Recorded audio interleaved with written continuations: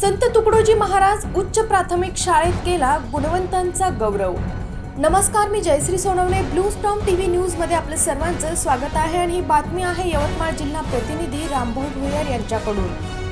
नुकत्याच झालेल्या जवाहर नवोदय पात्रता परीक्षेचा निकाल 17 मार्च 2026 ला लागला असून या परीक्षेत संत तुकडोजी महाराज उच्च प्राथमिक शाळा राळेगाव येथील एकूण 15 विद्यार्थी बसले होते। यापैकी 10 विद्यार्थी उत्तीर्ण झाले असून कुमारी रुन्मयी महादेव मेश्राम हिने 82.50% गुण घेत शाळेतून प्रथम, तर कुमारी लावण्या रुपेश शेंडे हिने 70% गुण घेत दुसरा, तर अनिरुद्ध अरविंद निखाडे याने 68.75% गुण प्राप्त करत शाळेतून तिसरा क्रमांक पटकावला आहे।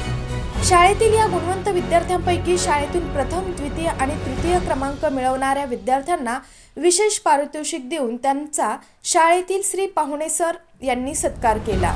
तसेच शाळेचे सचिव श्री श्रीधर एनोरकर सर, ज्येष्ठ शिक्षिका सौ ज्योती एनोरकर मॅडम, मुख्याध्यापिका श्री उमेश बुर्ले आणि शाळेतील इतर सर्व शिक्षकांनी शाळेतील सर्व उत्तीर्ण विद्यार्थी व मार्गदर्शक श्री अमोल पाहुणे सर यांचे अभिनंदन करून त्यांचा गुणगौरव करण्यात आला।